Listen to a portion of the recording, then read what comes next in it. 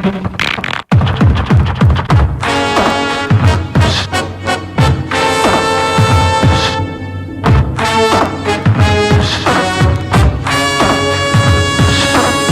listening to the Lance J Radio Show on Advent Sports Network.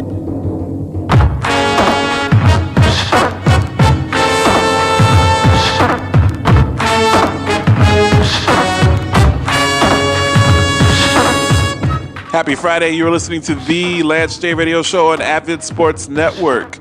I am your host, James Lewis.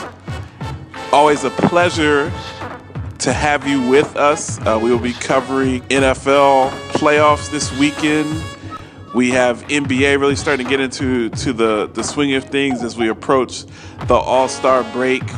You have college basketball is getting into division play, some really strong teams. Michigan State, UNC making some statements, Maryland Terrapins making some statements. I wanted to talk about, to start the show, the movie Concussion, starring Will Smith. I had an opportunity to see the movie over the weekend. And in this movie, Will Smith plays the doctor who discovered chronic traumatic encephalopathy, which is the disease that many people that play in the NFL suffer from, people that have had repeated concussions. So in the movie, the individual that discovered this illness, played by Will Smith, he's going up against the NFL. So he found the illness on several. This guy resided in Pittsburgh, and Pittsburgh is football country. The Pittsburgh Steelers have won 6 Super Bowl championships. One of the first people that tipped him off was Mike Webster, who's a Hall of Fame center for the Pittsburgh Steelers. Mike Webster was 50 years old, and he was suffering dementia. In the movie, and all these movies kind of embellish stories, but in the movie, he was living out of his car, even though he was a Hall of Famer and had access to money.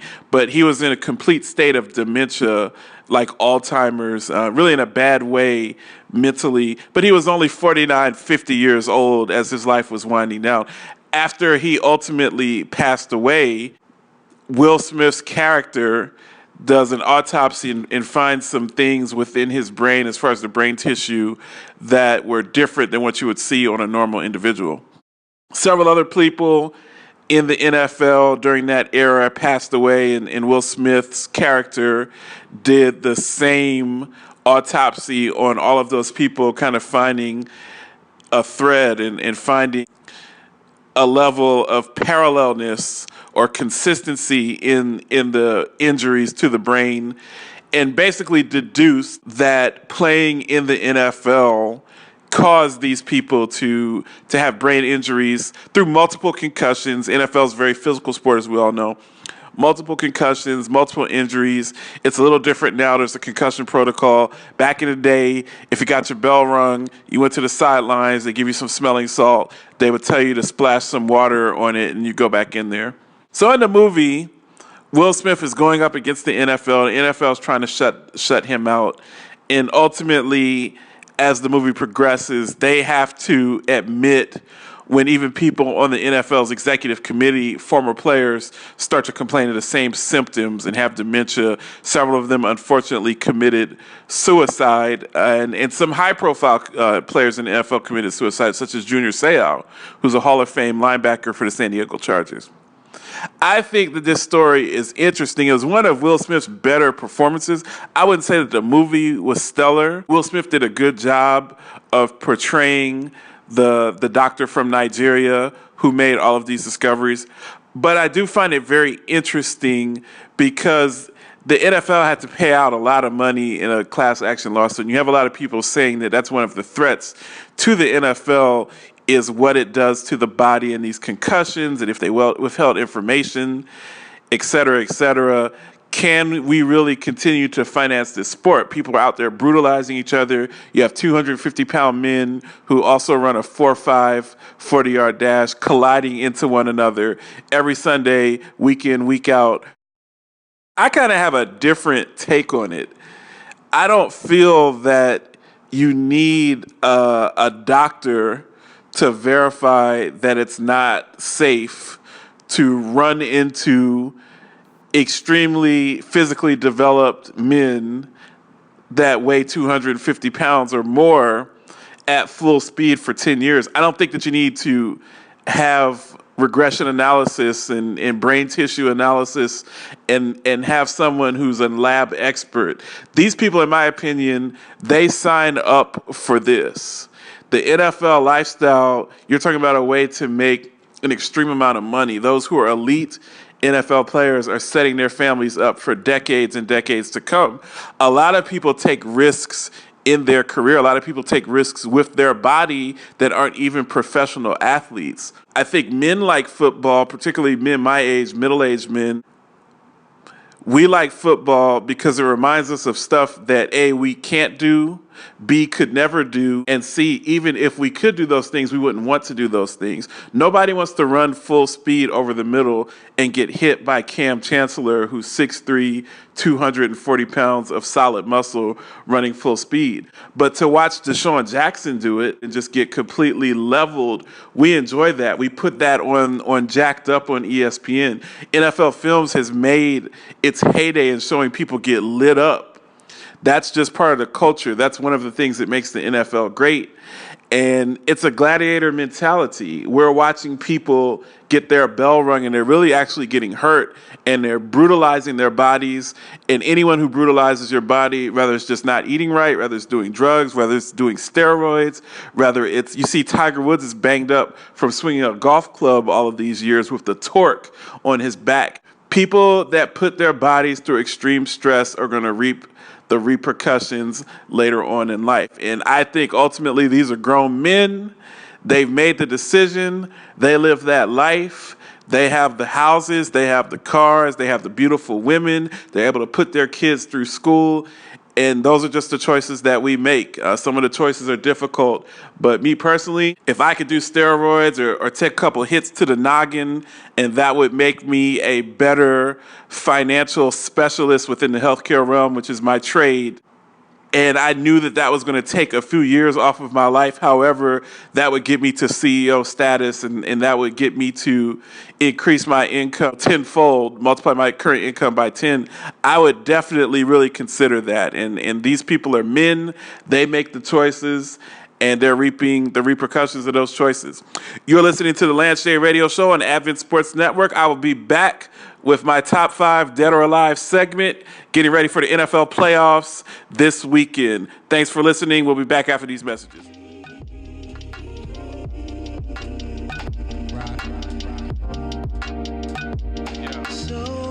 Advent Sports Network would like to congratulate Michaela Arthurs on becoming a charter member of the ASN Mentorship and Development Institute. Listen to Michaela cover sports from the perspective of a student athlete on her show, Falcon Pride, taped at Pine Forge Academy in Pennsylvania.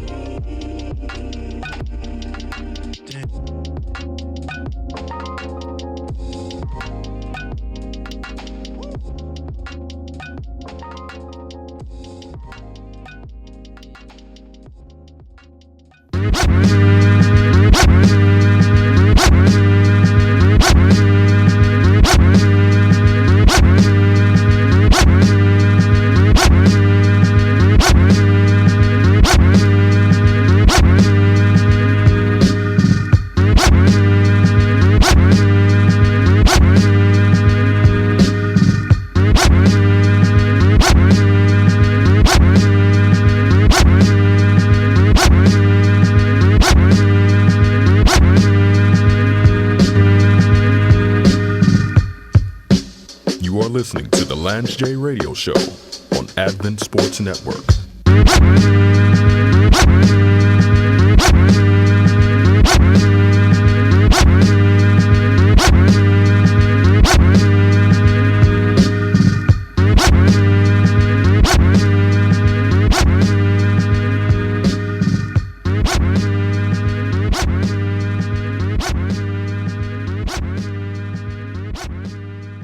In 49 BC, Julius Caesar led an army over the Rubicon River from Gaul into northern Italy.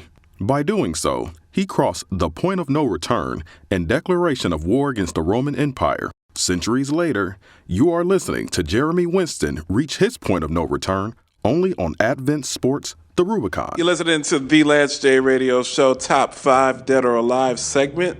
I am talking NFL football, so we're going to rate the top 5 teams going into the playoffs.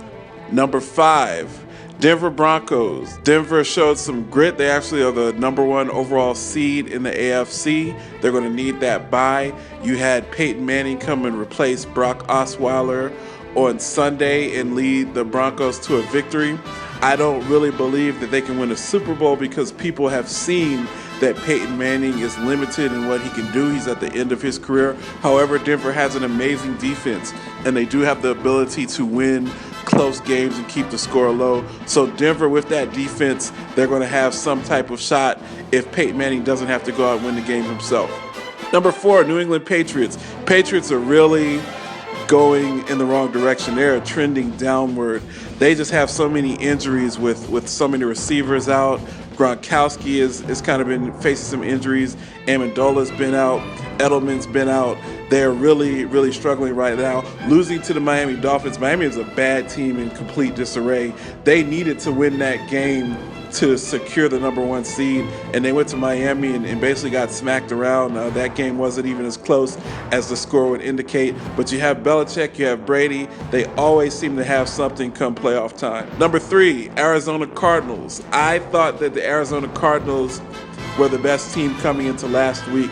The loss that they had to Seattle really showed a lot. When that game started, they did not know that the Carolina Panthers were going to win their game. They were still playing with a chance for a number 1 seed. Seattle went into their house and completely destroyed them by the score of 36-6.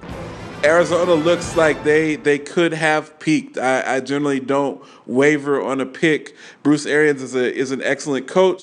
They have a really strong receiving core, a lot of playmakers on defense, and I'm not giving up on Arizona, but I would say that it's somewhat of a red flag that Arizona lost that game by such a wide margin. Number 2, Carolina Panthers. Cam Newton if Cam Newton's not the MVP of the league, it's just an absolute crime. Cam Newton has been the best player in the NFL this year. I'm so proud as an African American to see a black quarterback step in and really become the best player in the league, become a leader on and off the field. You see the charity that he does. You see the way that he conducts himself. We've really watched Cam Newton evolve into a grown man from his days back in the Auburn days where he was running the single wing offense and winning a national title almost by himself. Carolina has Luke Kuechly. They have a great defense. Cam is limited in his receivers, and he has not proven himself in the playoffs. But with that defense and with Cam's ability to make plays with his feet and with his arm, they're well coached. They'll circle the wagons. They're going to be a very tough out in the playoffs. And that brings us to our number 1 team, which is the team that is in my current hometown, the Seattle Seahawks. Russell Wilson has been on a complete tear since losing Jimmy Graham and losing Marshawn Lynch, where they gave the offense to him. He's been completely unstoppable. That defense is back to what they used to be. You saw them steamroll Minnesota a few weeks ago. They steamrolled Phoenix. They've gone and just smacked opponents around, dominating them physically. They're playing Seahawks ball. They're not turning the ball over. And what they're doing now is they're actually able to score 27, 31, 34, 38 points. This defense will travel. They look a lot like that Seahawks team from the year that they actually won the Super Bowl. And ultimately, I'm going to go with the unit that was one reprehensible play call from Pete Carroll away from being a 2-time defending Super Bowl champion. I wouldn't want to play them if I was Carolina. I wouldn't want to play them if I was Minnesota. I wouldn't want to play them if I was Arizona right now. The Seahawks are the team to beat in the NFC and the NFL. You are listening to the Lance J Radio Show on Advent Sports Network. Top 5, Dead or Alive. The Lance J Radio Show is taped at Advent Sports Network Studios, located in beautiful Emerald City of Seattle, Washington.